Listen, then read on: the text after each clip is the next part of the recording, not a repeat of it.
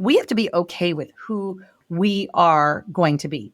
And so that takes a little bit of time. You don't know who you are on camera until you actually show up on camera. And it doesn't mean that you shouldn't create video and throw it up on social media right away. I'm not going to say that, but I don't know. I would do that.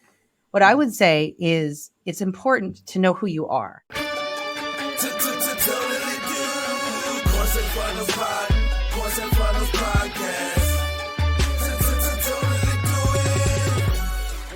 Hey guys, welcome to the Course and Funnels podcast. I'm here with Cheryl Tan. Cheryl, welcome to the podcast. Oh, I'm so excited to be here, Lucas. Thank you for having me on. Oh, good. Excited to have you here. So we've got so much to cover today. We have a pretty crazy story and business. Maybe let's start. Tell us a little bit about you, what you do and what your business looks like. Well, I guess when we're talking about story, I would have to say that I started my career as a TV news anchor, reporter, and host. So that was my first job out of college, real job out of college. And so I've worked East Coast, United States, up and down the East Coast, working at television stations, hosting and anchoring the news. And about 10 years or so ago, I decided to go out on my own, to take what I learned in the newsroom and work with business owners, experts, entrepreneurs to help them use video, to help them feel more confident on camera, using what I learned in the newsroom to then help them use video. And really what happened about, I would say maybe 6 or 7 years ago, the playing field got leveled out. People could use their phone to go live. They could create video pretty easily using their laptop, using their phone. And that's kind of when I started to realize that I could help people using what I learned in the newsroom to really just start to use their phone or their laptop to create video content for their businesses or their brands. And it's been so much fun. Like, it has been so much fun to see just the change, the progress. People who never thought they could use a phone or to be on camera to create their own platforms and sell courses and just kind of be that go-to person in their industries. Yeah. It's been really fun to watch. Totally. Well, I'm keen to jump into it because we have, a lot of people coming to us that want to launch an online course. And when it comes to putting yourself out there, reading an ad script or filming the course, people are very nervous. And that's, a huge reason why they don't end up shooting or releasing it in the first place. So first of all, for someone who is there right now and they, Gary Vee and everyone saying you need to be on camera. Everyone kind of knows it, I think, but actually kind of stepping up, being good at getting the reps in and putting yourself out there to be embarrassed potentially is hard. So talk a little bit about that problem if similar things happen to your client. 100%. And I will say that we have to understand that it is uncomfortable. It's not natural. I look at my kids and it is natural for them because it seems like they were born with a phone in their hand. But truly, when you think about something that you care about, which is your business, maybe it's your image, you want to put your best foot forward. And so, of course, you're going to feel nervous. You're going to wonder, should I be doing this? Should I be putting myself out there on camera? So I think the first thing is to acknowledge, yes, absolutely. It's nerve-wracking to feel like you have all of the answers when you're on camera if you've never done it before. So I have to say, number one, and the clients I work with are very successful. They have a lot of credibility. They have a lot of expertise. They know what they're doing. They know their stuff.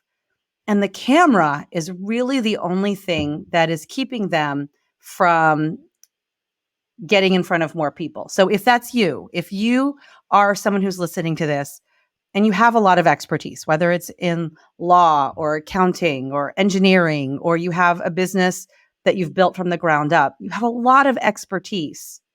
And if the camera is the only thing that is keeping you from reaching a lot more people, then know that I get it. I completely get it. So I work with people who have that expertise, who have that know-how, and they have this desire to get out there, but they're nervous. They're like, I don't like the way I look on camera. I don't like the way I sound.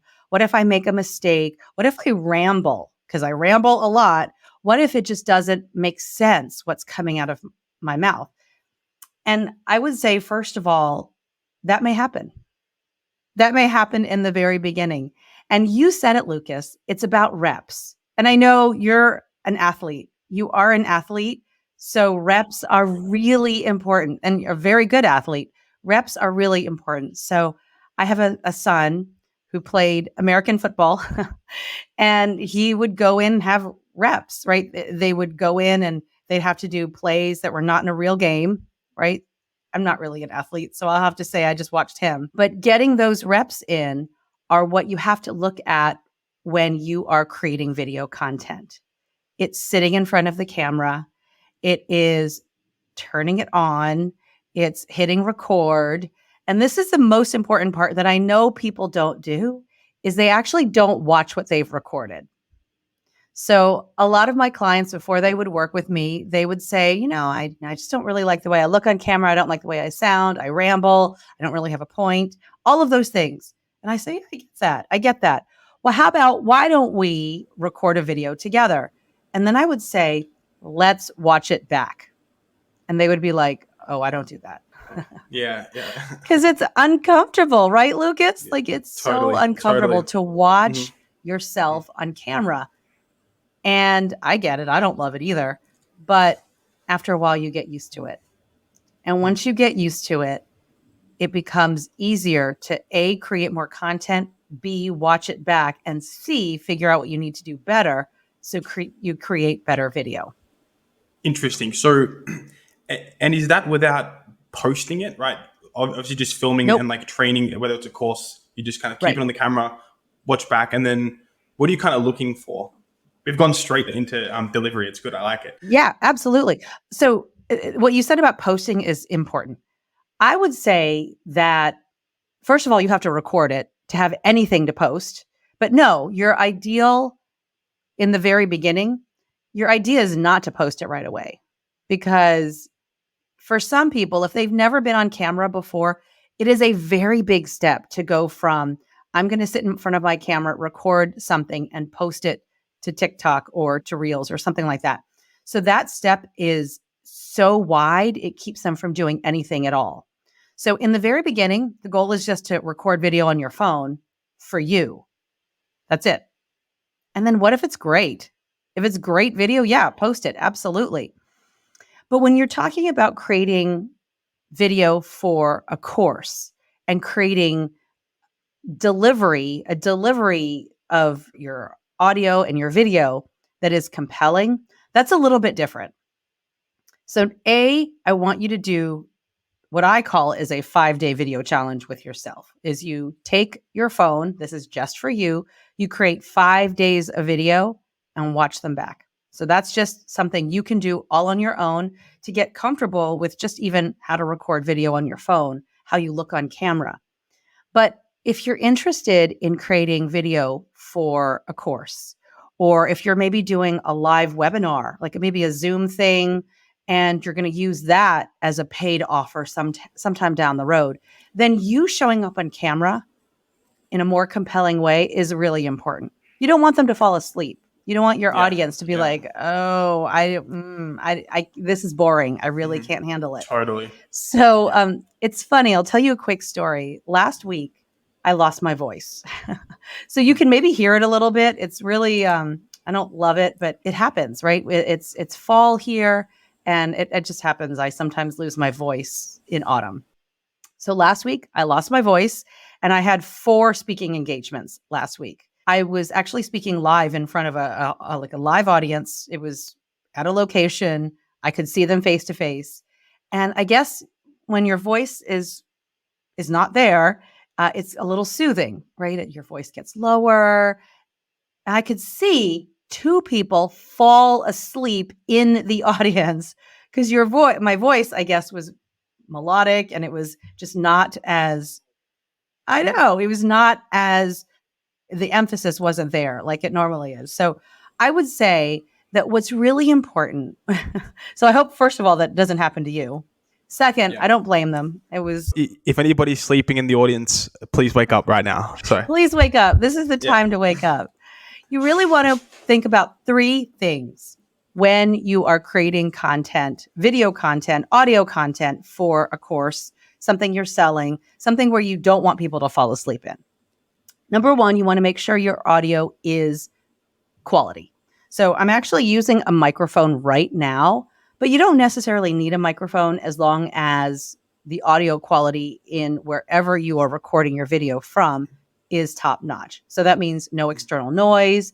If you have curtains and carpet, it will help cut down on the echo in your audio. So just make sure your audio is quality. Don't be recording your video or your audio outside. So sometimes I hear that, and you want to make sure that people can hear you very, very clearly. I will say in my speaking engagement last week, I feel like the acoustics were not great in that room. So part of that was they couldn't hear. And when people can't hear, they're not going to focus. Number two, you want to make sure that people can understand your words. So try to have a voice. Make sure your voice is working properly, but also speak slowly enough that people can understand the words that you're saying. Speak slow enough. And one of the things that we do when we're nervous is we speed up. We're trying to get through the thing. We're just trying to make sure we get to the point quickly. And sometimes we speak too quickly and you lose people. You just lose them. They're focused on other things. They've got a to-do list in their head. That even if they're in front of you, like even if they are watching you in person, they're thinking about other things. But here in this case, maybe people are listening to us through a podcast app. Maybe they're working out, they're running, they're doing laundry. And so if I spoke too quickly and try to get to too many points at once, I'm going to lose people. I know that. I completely know that. The third thing is you want to make sure that your voice creates interest. So I would say that last week, I might have been a bit of a monotone because when you lose your voice, you can only do so much vocal variety, meaning you can only go up and down and slow down and speed up only so much when your voice isn't at 100%.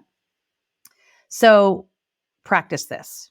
So when you're asking a question, be really interested in asking it, but go up, go down as is appropriate in asking the question. When you're answering a question, do the same thing.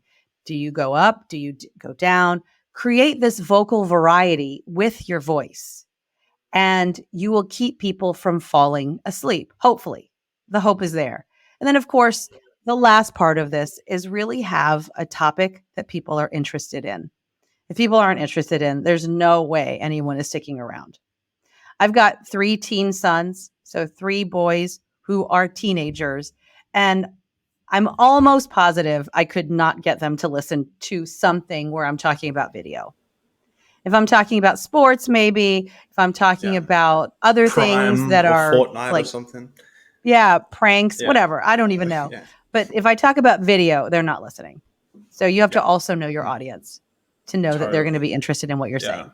Love it. So on the topic of delivering, so you kind of mess with me now because usually I'm conscious of trying to go up and trying to go down. So hopefully you're doing great. You can improve mine. Thank you. When it comes to delivering video and delivering audio on camera, let's kind of step back and speak about why this is so important, right? You said that the barrier to entry is so low right now. Everybody has a mobile phone. So speaking about someone who's, good on camera and engaging versus those who's not, and why this is, so important right now. If you look in your phone, there's so many distractions on it, whether it's a social media feed, whether it's your email, whether it's your texts. So at any point in time, wherever we are, there is something to take our attention away. So let's just say you make a choice and you go on to Instagram or YouTube. It doesn't even matter. And you choose to sit on that app and watch some videos about a certain topic, right? Mm-hmm. The reason this is important, the reason it's important that you feel good on camera and that you're out there creating content, creating your own content, maybe even content that speaks to a class that you're teaching or a program that you're selling, is that there's so much competition out there. There's competition for your eyeballs on YouTube and on Instagram. And if you're able to be compelling, if you've got a compelling message, if you show up in a compelling way, if and we can talk about video specifically in just a minute, Yeah, because you had asked let's do me it. about audio, but if you can show up in a compelling way on video and then the audio matches it, then you have a greater chance of sticking and being someone that, if they're scrolling on social media, they'll come back to you over and over again. And so, there's all kinds of statistics out there that you need to show up in somebody's feed a minimum of 7 times. Although Yep. I've heard more recently that number is like triple that now, because of how our brains work and how social media is affecting our brain and how we have a less of an attention span. Absolutely. But what I can tell you is, if someone connects with you, right? If you are scrolling on social media, you see Gary Vee, if you see you, Lucas, if you see someone on social media and they are engaging on camera and you like what they're saying, you're going to be okay and click on that next video that they have. You're going to be okay to keep putting a little bit of trust in them and saying, oh, let me see what she's saying now. Let me see what he's doing now. And it all kind of ties together, but it starts with you creating that first piece of content and continuing to do so. Aside from kind of techniques, what is the thing that does make someone like engaging or charismatic or attractive in that sense on social media? Because I agree, when I go through the feed, there's some people where they could be speaking about anything and just with their passion, and I'm in. There's also people who are cool and relaxed and laid back who I'm also engrossed in as well. So kind of what's going on there? Why some people engaging, why some aren't? So one of the things I work with my clients on is being who they are. It's not being me or you, Lucas, if we're not me or you, right? So it's you being who you are. And I think sometimes, especially when I work early with clients, they feel like they have to be somebody else. And that is not the goal. So it is not the goal, is for you to be someone you are not. So, there are all kinds of people who are on social media who are very successful, and they are who they are. Gary Vee, Alex Hormozi, all of these people are who they are, period. And so the goal is not for us to be them. So I need to say that right away, is our goal is not to be someone who we are not. And I love what you said is, when you're in your social media feeds, maybe you're on YouTube and you see this person and they are high energy and you love it. And then you see somebody else and they're low energy and you love it. Does not even matter. But there's something about their persona on camera that is compelling, and you're okay with that. And so I think the first thing is we have to be okay with who we are on camera. So that is number one. Like, we have to be okay with who we are going to be. And so that takes a little bit of time. And so it goes back to my 5-day video challenge, because you don't know who you are on camera until you actually show up on camera. So the goal is not for you to, and I know and it doesn't mean that you shouldn't create video and throw it up on social media right away. But I don't know if I would actually do that. So I'm not going to say to somebody, don't ever shoot video and then post it on social media. I'm not going to say that, but I don't know if I would do that. What I would say is, it's important to know who you are. And part of that is using your phone or your laptop and recording you on video, being who you are in the very beginning. Maybe you're talking about childcare. You're talking about gardening. You're talking about home staging, whatever it is. It does not matter what that subject is that you're an expert in, that you decide that you want to sell a course on or give a paid webinar through. But I think it's knowing who you are first will help you with that next step. That makes sense? Yeah. So it's kind of like discovering your authentic self, so you can almost channel it in the videos. Yes, absolutely. But then after that, there are things that you do. After that, it's knowing that the camera will flatten you out. So if somebody says to you, hey, you're a little low energy, like a little too low energy, then you might need to step it up a little bit. It doesn't mean that you turn into Gary Vee on camera. It just means that you bump up the intensity a little bit so your audience knows that you care. It's still Mm-hmm. you. It is still absolutely you, but it's also knowing that the camera will flatten you out, and you need to do a little bit of work. Mm-hmm. You do a little bit of work to get more of that intensity out there. I have a client that I work with, and he's very high energy in person, very, very high energy. We do videos with him, work with him twice a month. We go in, we shoot videos in his office. And he tells me that being on camera is like a workout. It is like you are running a couple of miles in terms of, for him at least, in terms of calories and the work that you put into it, because it is so much mental energy. And I think we have to understand that it takes mental energy to be out there and increase your intensity in a way that your audience feels how much you care about what you're talking about. Yeah, definitely. So let's say I'm curious because I want to go into to a specific. I know for myself and even some course instructors, even like actors that I've worked with for doing Facebook ads and content, it's the Yeah. same as there. When they get a script, right, to read from, it's very, very hit or miss, right? Some people kind of get it and they can make it seem natural, and obviously that the script can make or break the delivery as well, right? If it's a bad script, it's always going to sound bad. But how can you go about kind of following a script but still keeping it feeling natural and engaging, and not like I am speaking a script like this? Like, how would you approach that script if someone doesn't have a ton of experience with scripted content before? Yeah. Okay. So I would say those are actually two different things. So let's Okay. say you are trying to get, let's call him John. Mm-hmm. Let's say you're trying to get John to be more of himself on camera in a way that is engaging to his audience. Okay. So let's say you're working with John. I would say, first of all, that when we're working with John about getting his expertise out there, that's a very different skill, because we can ask John questions about, let's say he's a lawyer. We can ask John about the law in a way that gets him excited about talking about this subject. And there's no script. Like, there's a Yeah, way to do that. There's a of way for course. him to be himself. There's a way to make sure that he addresses the things he needs to address so that he is seen as that expert. Okay, so there's that. Mhm. So that's separate. But reading a script is a different skill. So I'm not saying that it's impossible at all, but reading the script is definitely a different skill than talking on camera for like 2 minutes about the law or accounting or construction or things like that. So to answer your question about how to be a better script reader, maybe reading from a teleprompter, is I would look at a script, first of all, and know that it takes some practice.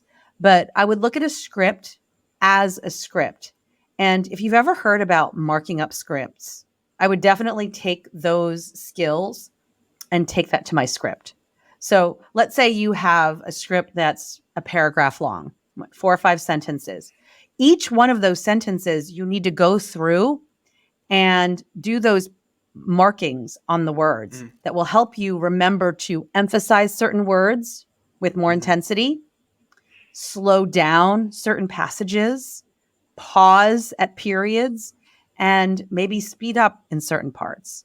So it's actually dissecting that paragraph and making sure that when you're saying it, you're hitting all the right notes. It's kind of like being a composer or playing an instrument. And it's taking that piece of copy and reading that copy over and over again, almost to the point where it doesn't make sense, where you're reading that copy over and over again so the audience that you're intending to hear this understands it completely, understands all the words. And so that's how you can get the people who are doing Facebook ads to read a script the way it does and the way that you want it to be delivered. Yeah. For them just to go It through takes a little time. Practice. Totally.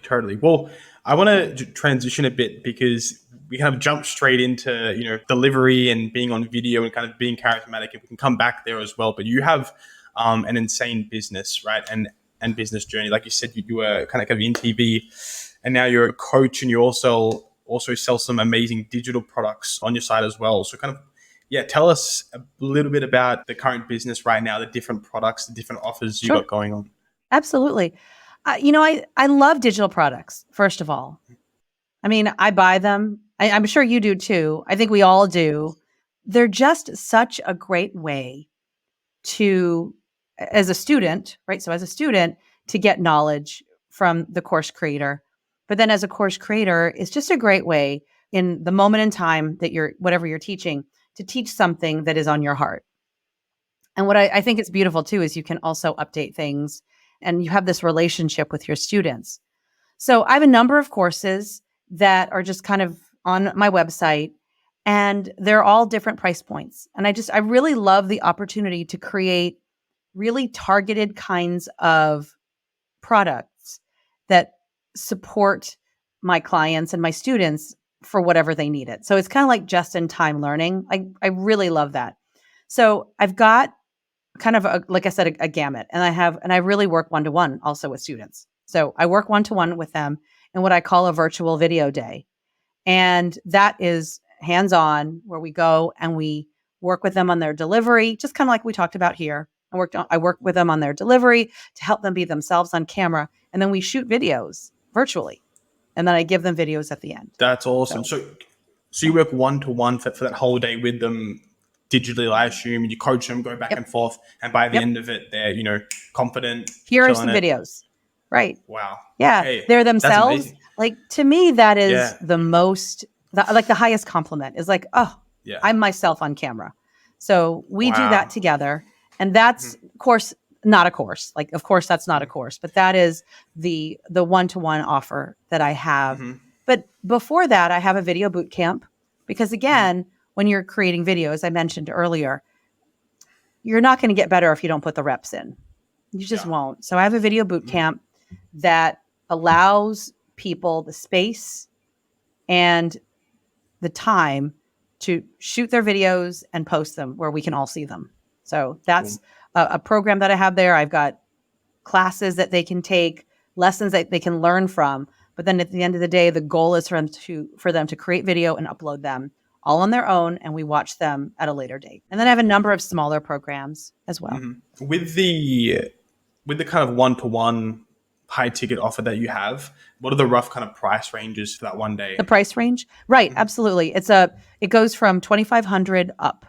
So you can get more than one day, and then there'll be a discount as we bundle them. But the virtual video days are $2,500, and they get support for 30 days afterwards. So good. At the moment, what does the funnel look like? So you have kind of these lower tickets and boot camps on the front end. You have this one-to-one. I know it's all on your website, but where's the traffic coming from? Sure. Where do most of the where does most of the traffic flow through? It's such an exciting world that we live in, honestly, right? When we're talking about collaboration, we're talking about audiences. So I do a lot of in-person speaking. And so when people invite me to speak, I talk about what we just talked about here today, talking about showing up on camera as yourself, talk about video tips and audio tips and messaging ideas and strategies and things like that. So I talk about all of those in person. I do that virtually as well, but I do a lot of that in person. I also do a lot of collaborations. So when I do collaborations online, for example, I did a video on my YouTube channel, it was about 6 or 7 months ago or so, with BigView, which is a teleprompter app.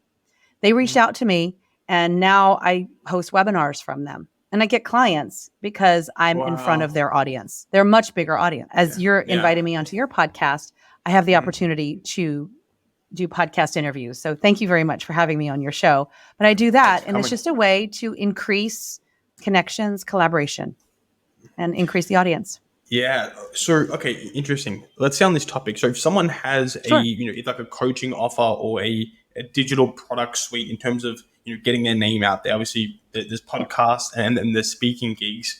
What are some things that you have done or that you're doing or that you've seen your clients do to kind of help, if someone's starting out to, get those reps in and start getting out there? It's powerful. It really is powerful. First of all, we know what the funnel looks like, right? We know the funnel, and I'm like showing the what a funnel looks like. But at the top of the funnel, you have all these people at top. I'm going to ask you to flip that a little bit. I'm going to ask you to go and start at the bottom. And the reason I say that is because I think we forget sometimes how important our local networks are. We sometimes forget how the neighborhood networking organization is really powerful. So I know we want traffic. I know we want all the numbers. But when you really think about authority, when you really think about trust and building trust, the people who sometimes trust you the most are people who have watched you grow. So I want you to really think about, especially if you don't speak in too many places, if you're still just starting out on the speaking circuit, if you're trying to get in front of new business owners or new potential clients, if you want to get your speaking skills up to snuff, is I really would encourage you to look at where you live. Where do you live, Lucas? I'm in Phuket, Thailand. Oh, okay. All right. Yeah. And you live there right now, right? Right now, yeah. Okay. So if you live there, then you have a local market that may be really interested in hearing what you have to say. So maybe it's a local business group. Maybe it's a local networking organization. Maybe it's a chamber of commerce. It could be something not even all that organized, but because it could be even something surrounding your local media. And one of the things I do talk about with my clients is to use the local media as well, is to see if there are ways that you can provide an article, if you could provide some sort of resource to the local media on your expertise. And having them feature you is powerful because it's a bigger audience than you might have. And it's a way for you to be seen in that local area. Somebody might then see that and say, oh, Lucas, I'd love to hire you to help me work on my Facebook ads, or I'd love to have you help me with X, Y, or Z. I see you have a podcast. Maybe you can help me with that. But because you have that local, wherever you are local, you have that local tie, people might trust you a little bit more. And I always suggest starting there. Outside of that, then yes, there are conferences, especially now, there are places looking for speakers, there are opportunities for you to always share your expertise. But the first thing you need to do is figure out what that expertise is. What is it that you speak about that someone else might be interested in having you come out to speak on? Maybe they'll pay you, maybe they won't, but they won't know until you have a topic that is compelling. And where this ties in with video is you can see if it's compelling first by creating a video on it and saying, okay, well, I've got a compelling speaking topic. Let me put that into a video, and people will tell you right away. They will tell you right away whether that's compelling or not. Totally. Either they'll watch it or they won't. Yeah. What are some tips around making videos, more engaging and more compelling in terms of tactical things where if I'm shooting some Instagram reels, some TikTok videos or whatever, some pointers I can remember to make sure that my videos are as compelling as possible? So first of all, especially if you haven't done video, we like to start off with things that make us comfortable as the video creator. We'll say stuff like, hey, everybody, I'm so glad to be here. And those 5 seconds, your people are out. Yeah. So the most important thing you can do, especially when you're talking about Instagram Reels or if you're on TikTok, when you have such a short amount of time, you have people who are literally scrolling after 3 seconds if you're not compelling, is to focus on something that your audience wants to hear. Number one is to focus on that. And I like to really think about this framework. I talk about it on my YouTube channel. It's this problem, solution, transformation framework. And really starting out your video, focusing on what their problem is. So for me, I know that my audience, their problem is that they're afraid of being on camera. They don't know how to use it right away. And so I'm going to address that first. Are you afraid of getting on camera because you're afraid that you won't look professional? So that would be how I could start my video. If that is the case, let me tell you what you can do. Here are 3 things. So I could give 3 things quickly about what they can do to feel more comfortable on camera And then I can talk about a transformation. Do these 3 things and you'll instantly feel more like yourself on video. So see the framework: Yeah. problem, Yeah. solution, transformation. And really, Yeah. if you use, there's a ton of other frameworks you can use, but really starting out, you can use that for every single video for the first 20 videos you create on any Yeah. platform, and really address the problem that your audience is facing right away without a hi, how are you? Great to be here. Because I see that a lot. Hey, Same. Cheryl Yeah. here. Nobody Yeah. cares. Yeah. No, that makes total sense. So those kind of frameworks, obviously, it's how you say it, but also obviously leading with an interesting topic that's top of mind, that is a problem your viewer is facing. They're obviously going to suck it in because they're always looking for solutions of it. Yeah. So tell me a little bit about, through your coaching and every programs, some of the business owners or the course creators that have come through some of the Mhm. problems that were struggling, and kind of how you fixed that, and the kind of transformation that happened. That's a great question, Lucas, really. I would say that the common denominator of people who come to me are people who have many years of experience. So the actual industries are all, they're far reaching and wide ranging. So I've worked with people in law, in real estate, mortgage. The mortgage Mm, world is very big in terms of education. Because if you're thinking mm, about creating content that educates an audience, then those people do come to me as well. So you have financial advisors. I mm, work with people who have really built businesses through their expertise. So when they yeah. come to me, they're like, I know so much. What do I do with it? Mm, And I would say there are a couple of issues that I see kind of right away. Number one is the camera, it makes them very anxious.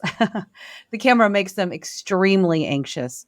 And, you could look at them and say, well, I don't understand, because you speak publicly all the time. Like, these are people who are very accomplished, who speak on big stages. But for whatever reason, the camera is the one thing that makes them very nervous. And so I always say to them, okay, we just really need to get on camera. And so I do what I've said throughout this whole talk is to really just build that muscle memory, that video muscle, if you will, is to make it feel more natural and normal to create mm. some sort of video content. And I have them do it every single day. Cool. And then I have them send it to me. Mm, And once they get past that, it takes sometimes a little bit of time. Then they really feel they're like a new person. And then you can't stop them. Then they start creating video all the time. They'll start posting on LinkedIn. They'll start putting it on YouTube, and really creating their own platform. So some of my clients are executives and they'll get promotions. Some of them, they're not really creating courses at all. Their desire is really not to be a business owner, but really to establish themselves as an expert in their field. And what happens for some of them is they get really noticed and then get the jobs of their dreams. It's really incredible. The second thing I would say that I've noticed is, and we all do it, is we know our stuff. Sometimes we overteach. mm, Sometimes we try to teach the most complex things without simplifying first. So if you know something really well, you're at a 10 plus. On a scale of 1 to 10, you know something so well, you're at a 10 plus. And when you're at a 10 plus and you're teaching it to someone who's new, they're not at a 10 plus. They're maybe at a 1. So sometimes we are not making it simple enough for our yeah. audience to understand. And when we don't do that, we lose them. We lose them, they go away. They go away, they may not come back. So we really want to be as simple in our explanations as possible, so our audience gets us and wants to keep coming back for more. Totally. Yeah. Totally. Yeah. Even from a copywriting perspective, like Oh, yeah. measuring, there's been tests where it's like, ninth grade reading level is like perfect for copy, where it's just simple enough where everyone gets it. So I see that a ton as well in marketing videos, even in course videos, where people are using all these terms. Where if you Oh, yeah. spoke, like you're trying to teach it to a 10-year-old, they'll understand it a a lot better. So I totally get that. Well, Absolutely. we have to move towards wrapping up, but I guess, is there anything else in terms of video or content that you think the audience could benefit from hearing that we haven't covered? Absolutely. Yes. I would say Obviously, there first is. of I'm all, sure. Yeah. Yeah. well, no, I would just say that, I mean, this has been a really great conversation, and I really appreciate the opportunity to talk about this. Yeah. And the reason it's important is, as I've worked with hundreds of people over the years, we all have some amazing ideas in our heads. We've done some amazing things. And if we don't take the time and make the effort to put it out there, then people won't benefit from them. So I know that sounds really simple, and I mean it to be very simple, but I can't even tell you how amazing some of my clients have done. Like, just some of the amazing work that my clients have done that they wouldn't have done if they hadn't started to put themselves out there on video. I can't even tell you. I just cannot even tell you, because in the very beginning, it's very nerve-wracking. In the very beginning, you're like, I cannot do this. They cannot do this. It's not possible. But one step after the other, one step by step, you start creating this video content. You see the reaction. You help so many more people. And without that effort, there wouldn't be the result. So I would just say that if there's something in your heart that you want to teach, please don't hesitate, because somebody out there needs to hear what you have to say. Totally. It's selfish for not teaching. Yes. In fact, Yes. Amazing. Well, Cheryl, thanks so much for coming on and sharing all your expertise. We learned a ton. It was amazing. It's such a good topic that I feel like is so important that not enough people are speaking about. It's all about algorithm hacks, but people watch people. So this is an amazing topic, and I'd love to get you back on again for sure. Would love it. Where can people go to find out more about you, to work with you one-on-one, to buy all your products? Yeah, thank you. My website is CherylTanMedia.com, and you can find me on YouTube. I've got videos out there all for free. So CherylTanMedia.com, YouTube. I'm also on LinkedIn, and send me a message. I'd love to talk with you. Love it. All right, guys. Well, thanks so much for listening. Cheryl, again, thank you so much for coming on. Appreciate it. Thank you, Lucas.